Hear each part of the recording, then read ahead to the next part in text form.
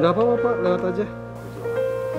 Oke, yang memotivasinya ya pada awalnya sebenarnya dari awal sering kesini terus ngajar anak-anak, tapi ternyata setelah menjalani ini tuh kayak ngerasa saya yang diajarin gitu sama anak-anak, kayak ngelihat mereka tegar, sabar kayak gitu. Jadi ngelihat semangat anak-anak tuh membuat saya juga terus jadi lebih semangat juga gitu. Terus balik lagi ya masalah waktu gitu, dengan waktu yang kita punya akankah lebih baik kalau misalnya kita tuh memanfaatkan itu sebaik mungkin dan bisa bermanfaat bagi orang lain. Pengalaman apa yang menarik buat kamu selama kamu di sini terjun di rumah perjuangan? Pengalaman yang paling menarik tentunya ketika asesmen ya, kalau misalnya harus ke daerah, ngejemput pasien gitu kan, ngelihat keadaan pasien kayak gimana, ternyata oh nggak semua orang tuh kondisinya sama gitu, oh ada orang yang ternyata membutuhkan uluran kita kayak gitu. Terus yang paling terkesan sih waktu pertama kali ditinggalin salah satu pasien yang apa ya sangat amat dekat gitu sama saya. Kalau menurut kamu, kamu kan sudah mengikuti ini berapa lama dan mau sampai kapan kamu terus membantu orang-orang yang sedang punya keterbatasan? Sebenarnya kalau misalnya di Rumah Pejuang Kanker Ambu ini udah tahu tuh dari SMP ya, dari tahun 2016 terus sampai sekarang gitu ya, mungkin lebih intensnya itu dari tahun 2020 sampai saat ini. Kalau misalnya ditanya mau sampai kapan, saya pengennya sampai selama saya hidup gitu, seumur hidup saya masih pengen ngebantu di sini gitu. Apa sih yang membuat kamu istilahnya merasa sangat terketuk, kok benar-benar kamu mencintai Rumah Pejuang Ambu? Apakah kamu ini benar-benar pengen apa ya, maksudnya ini kan volunteer ya, namanya volunteer kan nggak ada satu imbalan atau apa gitu. Sebenarnya apa sih kalau harapan dari membantu kamu? Harapannya pengen ya meskipun tidak berkontribusi banyak gitu ya, setidaknya ada hal-hal gitu yang bisa ngebantu kesembuhan anak-anak gitu, entah itu dengan membuat mereka happy, senang gitu, tidak stres gitu, tapi seenggaknya harapan saya membantu di sini bisa ngebantu anak-anak yang pejuang kanker ini untuk sembuh gitu. Apa aja yang kamu lakukan di sini selama di Pejuang Ambu ini? Apa yang kamu lakukan? Kalau di sini sih sebenarnya yang saya lakuin awalnya hanya mengajar ya. Saya ini volunteer mengajar, tapi karena kebetulan rumah saya dekat di sini, jadi kalaupun ada acara gitu ikut bantu-bantu. Terus kalau misalnya ada yang apa perlu obat gitu-gitu buat ya ngelayanin gitu kan, administrasi.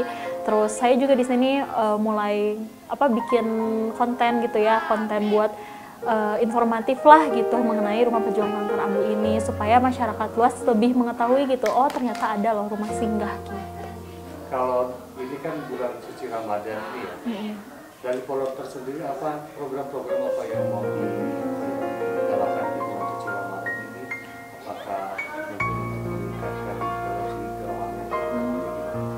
Biasanya kalau tiap bulan Ramadan ya suka ada buka bersama gitu ya. Terus ada dari volunteer-volunteer luar juga, baik komunitas atau organisasi gitu yang datang ke sini buka bersama, ataupun ada siraman rohani bersama-sama gitu. Dan biasanya ada mengajar ngaji bareng-bareng, terus tes hafalan rutin kayak gitu. Apa yang kamu kangenin dari Rumah Pejuang Ambu ini dari kamu? Yang paling dikangenin yang pasti itu pasti anak-anaknya ya, karena anak-anak di sini meskipun ya terbilang sakit gitu ya, tapi mereka tuh semangat dan selalu ceria gitu. Pasti yang pertama dikangenin adalah anak-anaknya, dan yang kedua tentunya Ambu, karena Ambu tuh memberikan banyak banget pelajaran hidup gitu. Kalau dengan anak-anaknya sendiri, seberapa dekat kamu dengan mereka? Kalau sama anak-anak lumayan deket sih, dibilang deket banget, karena apalagi kalau anak yang udah jadwal kontrolnya itu per hari atau per minggu gitu kan, kemo, jadi mereka pasti stay di sini. Terus saya juga kan kebetulan selama pandemi ini hampir tiap hari ada di sini, jadi kalau dibilang dekat terhitung sangat dekat gitu sama anak-anak. Kalau untuk pengalaman dalam hidup kamu sendiri, apakah ada keluarga kamu atau teman dekat kamu yang mempunyai penyakit kanker sehingga menyebabkan kamu hati kamu tergantung atau gimana? Kalau dari keluarga sebenarnya ada di tahun 2019 nenek saya kan terkena kanker ya, kanker di leher gitu kan. Terus sebenarnya dari sebelum itu juga saya udah terketuk, cuman karena mengalami keluarga sendiri gitu ya, mengalami sakit kanker itu jadi lebih apa ya, lebih merasakan gitu ya, oh rasanya seperti ini loh, oh ternyata butuh loh uluran tangan dari orang lain tuh gitu. Sebenarnya kalau menurut kamu yang kanker itu untuk bisa mengobati dia selain obat-obatan medis apa sebenarnya? Oke, selama saya di Rumah Pejuang Kanker Ambu ini saya belajar ya, selain medis itu memang penting, tapi yang paling penting adalah diri anaknya itu sendiri. Karena kanker itu bisa menyebar cepat ketika kita stres kayak gitu ya.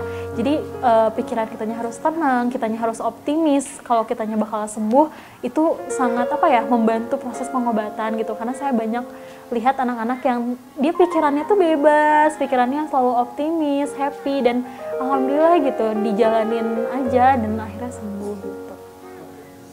Terima kasih.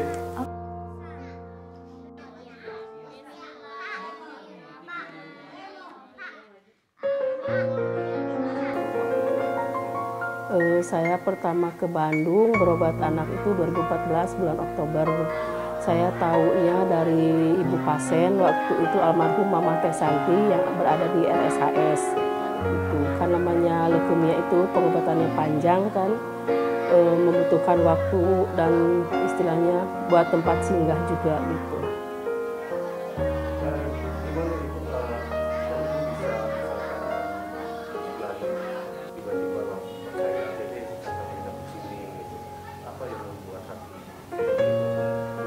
Pertama ya mengenal sosok Ambu yang begitu baik terhadap orang tua dan pasiennya, yang memberikan kasih sayangnya, support juga bimbingan untuk supaya tetap semangat berjuang untuk kesembuhan anak gitu.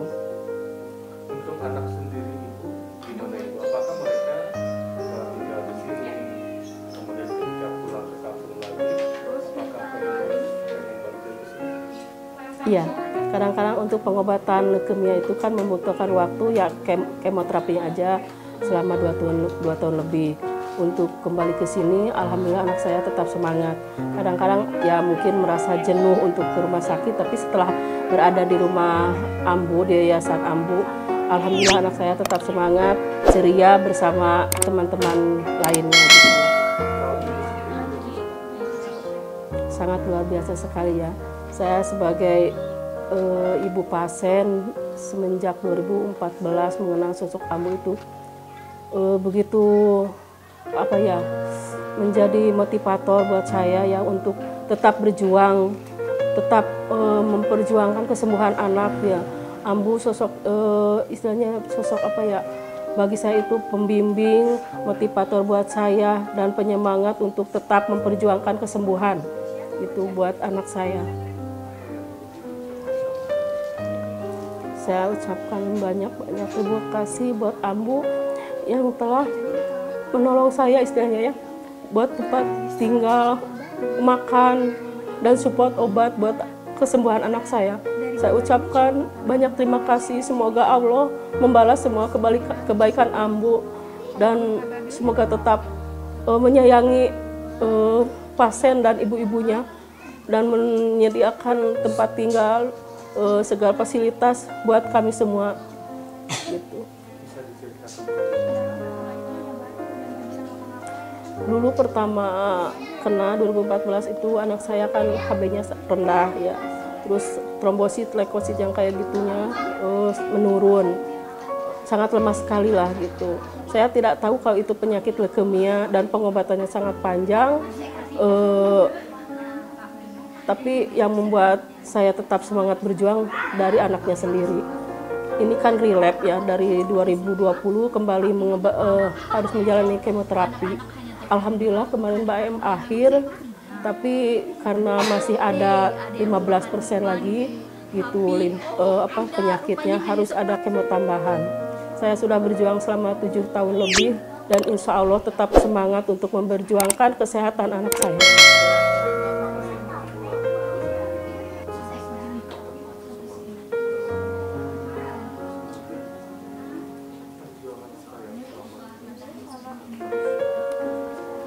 Saya terpacunya banyak teman-teman anak saya yang juga udah berhasil ya gitu, yang tidak menjalankan kemoterapi, tapi yang membuat saya motivatornya itu anak saya tetap semangat. Walaupun saya namanya orang tua ya, kan harus relay, harus pengobatan dari awal lagi, tapi anak saya yang memberi semangat, mah harus semangat mah gitu. Yang membuat saya tetap ingin memperjuangkan kesembuhan itu ya insya Allah kan namanya kita harus motivasinya dari diri sendiri kan, termasuk juga dari orang lain. Tapi tak lupa juga kita harus tetap berdoa dan yakin gitu, insya Allah pasti sembuh gitu.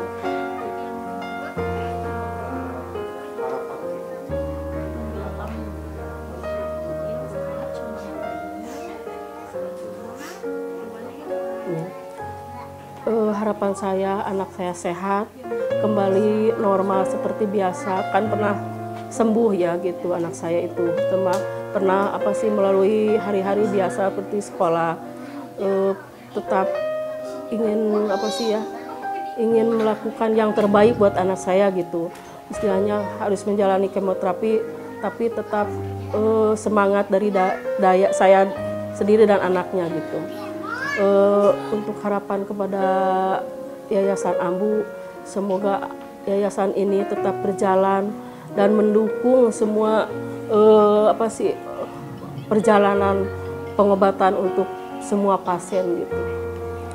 Untuk Ambunya juga sendiri, semoga Ambu tetap sehat gitu.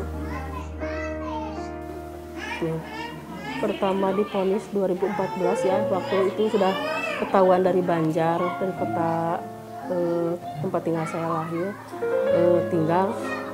udah ketahuan dari dokternya kalau anak saya kena leukemia. Saya sangat terpukul sekali ya. Waktu itu usianya 3,5 tahun dan harus dirujuk ke RSH Bandung. Dari sana saya dikira tuh pengobatannya sebentar, taunya kan menjalani kemoterapinya selama 2 tahun lebih dan harus stay di sini ya di Bandung karena menjalani kemoterapi ada yang siklus mingguan gitu.